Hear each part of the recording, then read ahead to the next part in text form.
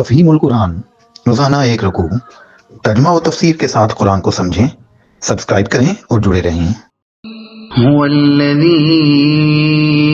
أنزل من السماء ماء لكم منه شراب ومنه شجر فيه تسيمون ينبت لكم به الزرع والزيتون والنخيل والأعناب ومن كل الثمرات إن في ذلك لآية لقوم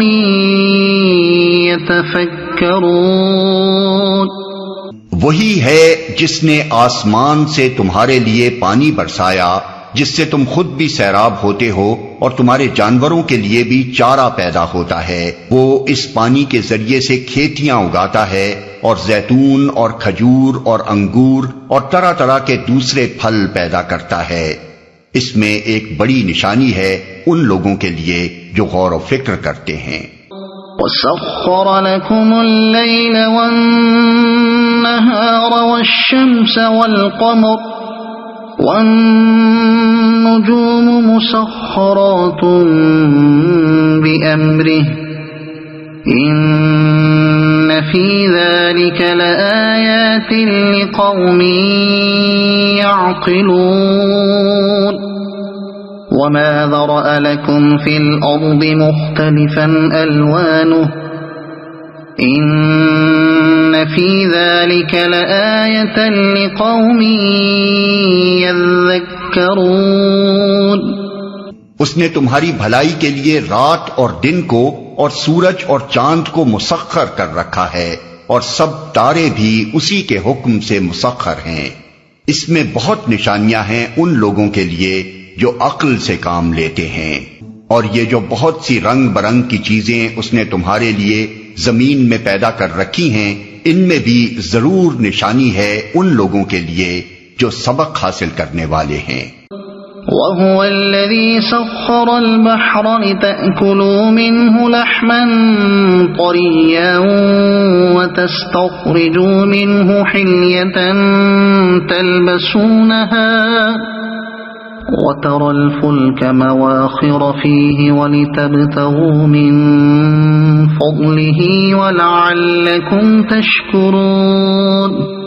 وہی ہے جس نے تمہارے لیے سمندر کو مسخر کر رکھا ہے تاکہ تم اس سے تر و تازہ گوشت لے کر کھاؤ اور اس سے زینت کی وہ چیزیں نکالو جنہیں تم پہنا کرتے ہو۔ تم دیکھتے ہو کہ کشتی سمندر کا سینہ چیرتی ہوئی چلتی ہے۔ یہ سب کچھ اس لیے ہے کہ تم اپنے رب کا فضل تلاش کرو اور اس کے شکر گزار بنو۔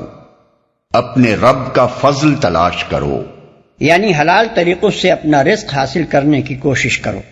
وَأَلْقَى فِي الْأَرْضِ رَوَاسِيَ أَن تَمِيدَ بِكُمْ وَأَنْهَارًا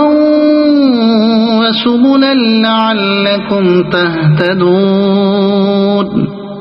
اس نے زمین میں پہاڑوں کی میخیں گاڑ دیں تاکہ زمین تم کو لے کر ڈھلک نہ جائے۔ اس نے دریا جاری کیے اور قدرتی راستے بنائے تاکہ تم ہدایت پاؤ۔ اس نے زمین میں پہاڑوں کی میخیں گاڑ دیں تاکہ زمین تم کو لے کر ڈھلک نہ جائے۔ اس سے معلوم ہوتا ہے کہ سطح زمین پر پہاڑوں کے ابھار کا اصل فائدہ یہ ہے کہ اس کی وجہ سے زمین کی گردش اور اس کی رفتار میں انضباط پیدا ہوتا ہے۔ قرآن مجید میں متعدد مقامات پر پہاڑوں کے اس فائدے کو نمایاں کر کے بتایا گیا ہے، جس سے ہم یہ سمجھتے ہیں کہ دوسرے تمام فائدے ضمنی ہیں اور اصل فائدہ یہی حرکت زمین کو اضطراب سے بچا کر منضبط یعنی ریگولیٹ کرنا ہے۔ قدرتی راستے بنائے یعنی وہ راستے جو ندی نالوں اور دریاؤں کے ساتھ بنتے چلے جاتے ہیں۔ ان قدرتی راستوں کی اہمیت خصوصیت کے ساتھ پہاڑی علاقوں میں محسوس ہوتی ہے، اگرچہ میدانی علاقوں میں بھی وہ کچھ کم اہم نہیں ہیں۔ وَعَلَامَاتٍ وَبِالنَّجْمِ هُمْ يَهْتَدُونَ۔ اس نے زمین میں راستہ بتانے والی علامتیں رکھ دیں اور تاروں سے بھی لوگ ہدایت پاتے ہیں۔ علامتیں رکھ دیں یعنی خدا نے ساری زمین بالکل یکساں بنا کر نہیں رکھتی، بلکہ ہر خطے کو مختلف امتیازی علامات یعنی لینڈ مارک سے ممتاز کیا۔ اس کے بہت سے دوسرے فوائد کے ساتھ ایک فائدہ یہ بھی ہے کہ آدمی اپنے راستے اور اپنی منزل مقصود کو الگ پہچان لیتا ہے۔ اس نعمت کی قدر آدمی کو اسی وقت معلوم ہوتی ہے جبکہ اسے کبھی ایسے ریگستانی علاقوں میں جانے کا اتفاق ہوا ہو جہاں اس طرح کے امتیازی نشانات تقریباً مفقود ہوتے ہیں، اور آدمی ہر وقت بھٹک جانے کا خطرہ محسوس کرتا ہے۔ اس سے بھی بڑھ کر بحری سفر میں آدمی کو اس عظیم الشان نعمت کا احساس ہوتا ہے کیونکہ وہاں نشانات راہ بالکل ہی مفقود ہوتے ہیں۔ لیکن صحراؤں اور سمندروں میں بھی اللہ نے انسان کی رہنمائی کا ایک فطری انتظام کر رکھا ہے، اور وہ ہیں تارے جنہیں دیکھ دیکھ کر انسان قدیم ترین زمانے سے آج تک اپنا راستہ معلوم کر رہا ہے۔ یہاں پھر توحید اور رحمت اور ربوبیت کی دلیلوں کے درمیان ایک لطیف اشارہ دلیل رسالت کی طرف کر دیا گیا ہے۔ اس مقام کو پڑھتے ہوئے ذہن خود بخود اس مضمون کی طرف منتقل ہوتا ہے کہ جس خدا نے تمہاری مادی زندگی میں تمہاری رہنمائی کے لیے یہ کچھ انتظامات کیے ہیں، کیا وہ تمہاری اخلاقی زندگی سے اتنا بے پرواہ ہو سکتا ہے کہ یہاں تمہاری ہدایت کا کچھ بھی انتظام نہ کرے؟ ظاہر ہے کہ مادی زندگی میں بھٹک جانے کا بڑے سے بڑا نقصان بھی اخلاقی زندگی میں بھٹکنے کے نقصان سے بدرجہ کم ہے۔ پھر جس رب رحیم کو ہماری مادی فلاح کی اتنی فکر ہے کہ پہاڑوں میں ہمارے لیے راستے بناتا ہے، میدانوں میں نشانات راہ کھڑے کرتا ہے، صحراؤں اور سمندروں میں ہم کو صحیح سمت سفر بتانے کے لیے آسمانوں پر قندیلیں روشن کرتا ہے، اس سے یہ بدگمانی کیسے کی جا سکتی ہے کہ اس نے ہماری اخلاقی فلاح کے لیے کوئی راستہ نہ بنایا ہوگا، اور اس راستے کو نمایاں کرنے کے لیے کوئی نشان نہ کھڑا کیا ہوگا، اور اسے صاف صاف دکھانے کے لیے کوئی سراج منیر روشن نہ کیا ہوگا۔ لوگ ہدایت پاتے ہیں۔ یہاں تک آفاق اور انفس کی بہت سی نشانیاں جو پے در پے بیان کی گئی ہیں، ان سے یہ ذہن نشین کرنا مقصود ہے کہ انسان اپنے وجود سے لے کر زمین اور آسمان کے گوشے گوشے تک جدھر چاہے نظر دوڑا کر دیکھ لے، ہر چیز پیغمبر کے بیان کی تصدیق کر رہی ہے، اور کہیں سے بھی شرک کی اور ساتھ ساتھ دہریت کی بھی تائید میں کوئی شہادت فراہم نہیں ہوتی۔ ایک حقیر بوند سے بولتا چالتا اور حجت و استدلال کرتا انسان بنا کھڑا کرنا، یہ اس کی ضرورت کے عین مطابق بہت سے جانور پیدا کرنا جن کے بال اور کھال، خون اور گوشت، دودھ اور پیٹھ، ہر چیز میں انسانی فطرت کے بہت سے مطالبات کا، حتیٰ کہ اس کے ذوق جمال کی مانگ تک کا جواب موجود ہے۔ یہ آسمان سے بارش کا انتظام، اور یہ زمین میں طرح طرح کے پھلوں اور غلوں اور چاروں کی رویدگی کا انتظام، جس کے بے شمار شعبے آپس میں ایک دوسرے کے ساتھ جوڑ کھاتے چلے جاتے ہیں، اور پھر انسان کی بھی فطری ضرورتوں کے عین مطابق ہیں۔ یہ رات اور دن کی باقاعدہ آمد و رفت، اور یہ چاند اور سورج اور تاروں کی انتہائی منظم حرکات، جن کا زمین کی پیداوار اور انسان کی مصلحتوں سے اتنا گہرا ربط ہے، یہ زمین میں سمندروں کا وجود، اور یہ ان کے اندر انسان کی بہت سی طبعی اور جمالی طلبوں کا جواب، یہ پانی کا چند مخصوص قوانین سے جکڑا ہوا ہونا، اور پھر اس کے یہ فائدے کہ انسان سمندر جیسی ہولناک چیز کا سینہ چیرتا ہوا اس میں اپنے جہاز چلاتا ہے اور ایک ملک سے دوسرے ملک تک سفر اور تجارت کرتا پھرتا ہے۔ یہ دھرتی کے سینے پر پہاڑوں کے ابھار، اور یہ انسان کی ہستی کے لیے ان کے فائدے، یہ سطح زمین کی ساخت سے لے کر آسمان کی بلند فضاؤں تک بے شمار علامتوں اور امتیازی نشانوں کا پھیلاؤ، اور پھر اس طرح ان کا انسان کے لیے مفید ہونا، یہ ساری چیزیں صاف شہادت دے رہی ہیں کہ ایک ہی ہستی نے یہ منصوبہ سوچا ہے، اسی نے اپنے منصوبے کے مطابق ان سب کو ڈیزائن کیا ہے، اسی نے اس ڈیزائن پر ان کو پیدا کیا ہے، وہی ہر آن اس دنیا میں نت نئی چیزیں بنا بنا کر اس طرح لا رہا ہے کہ مجموعی اسکیم اور اس کے نظم میں ذرا فرق نہیں آتا، اور وہی زمین سے لے کر آسمانوں تک اس عظیم الشان کارخانے کو چلا رہا ہے۔ ایک بے وقوف یا ایک ہٹ دھرم کے سوا اور کون یہ کہہ سکتا ہے کہ یہ سب کچھ ایک اتفاقی حادثہ ہے، یا یہ کہ اس کمال درجہ منظم، مربوط اور متناسب کائنات کے مختلف کام یا مختلف اجزاء مختلف خداؤں کے آفریدہ اور مختلف خداؤں کے زیر انتظام ہیں۔ أفمن يخلق كمن لا يخلق أفلا تذكرون۔ پھر کیا وہ جو پیدا کرتا ہے اور وہ جو کچھ بھی پیدا نہیں کرتے دونوں یکساں ہیں؟ کیا تم ہوش میں نہیں آتے؟ دونوں یکساں ہیں، یعنی اگر تم یہ مانتے ہو، جیسا کہ فی الواقع کفار مکہ بھی مانتے تھے اور دنیا کے دوسرے مشرکین بھی مانتے ہیں، کہ خالق اللہ ہی ہے اور اس کائنات کے اندر تمہارے ٹھہرائے ہوئے شریکوں میں سے کسی کا کچھ بھی پیدا کیا ہوا نہیں ہے، تو پھر کیسے ہو سکتا ہے کہ خالق کے خلق کیے ہوئے نظام میں غیر خالق ہستیوں کی حیثیت خود خالق کے برابر یا کسی طرح بھی اس کے مانند ہو؟ کیوں کر ممکن ہے کہ اپنی خلق کی ہوئی کائنات میں جو اختیارات خالق کے ہیں وہی ان غیر خالقوں کے بھی ہوں، اور اپنی مخلوق پر جو حقوق خالق کو حاصل ہیں وہی حقوق غیر خالقوں کو بھی حاصل ہوں؟ کیسے باور کیا جا سکتا ہے کہ خالق اور غیر خالق کی صفات ایک جیسی ہوں گی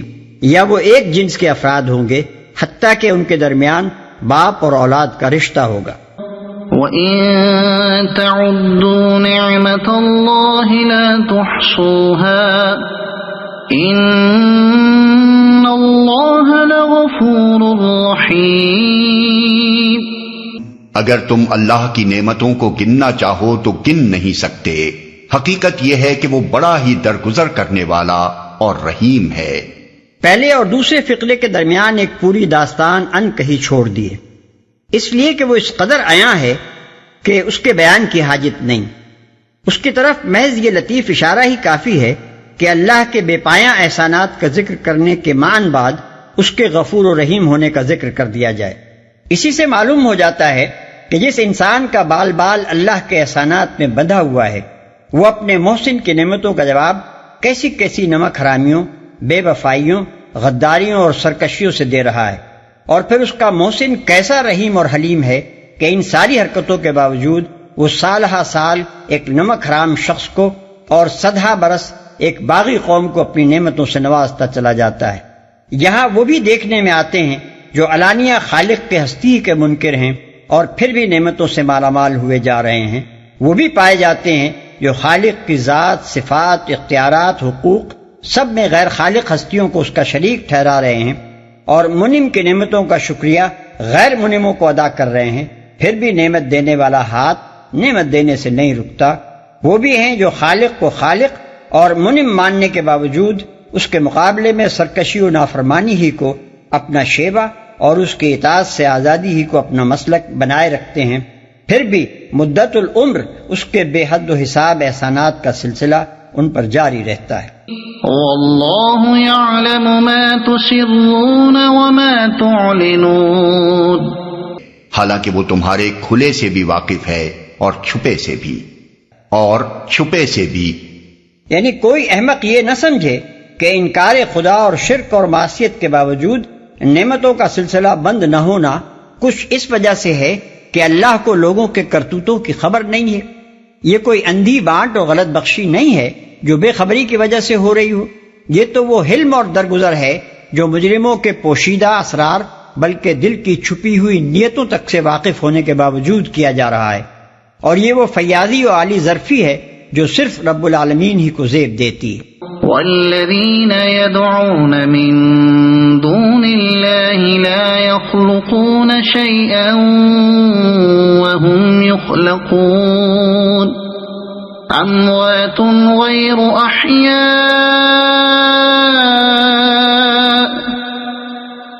وما يشعرون ایان یبعثون۔ اور وہ دوسری ہستیاں جنہیں اللہ کو چھوڑ کر لوگ پکارتے ہیں وہ کسی چیز کی بھی خالق نہیں ہیں بلکہ خود مخلوق ہیں، مردہ ہیں نہ کہ زندہ،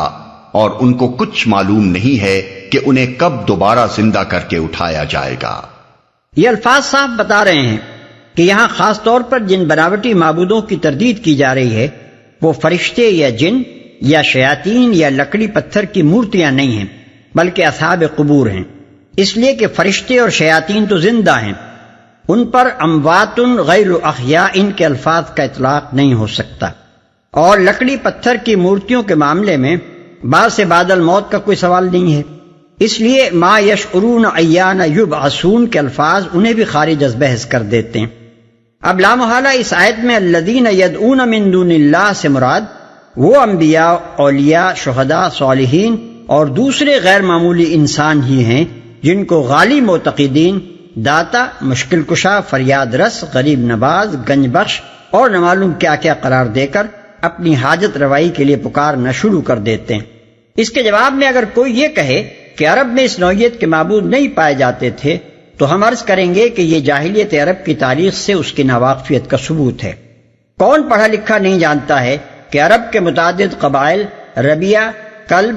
تغلب، خزاعہ، کنانہ، حرس، کعب، کندہ وغیرہ میں کثرت سے عیسائی اور یہودی پائے جاتے تھے، اور یہ دونوں مذاہب بری طرح انبیاء، اولیاء اور شہداء کی پرستش سے آلودہ تھے۔ پھر مشرکین عرب کے اکثر نہیں تو بہت سے معبود وہ گزرے ہوئے انسان ہی تھے جنہیں بعد کی نسلوں نے خدا بنا لیا تھا۔ بخاری میں ابن عباس رضی اللہ عنہ کی روایت ہے کہ ود، سعا، یغوث، یعوق، نصر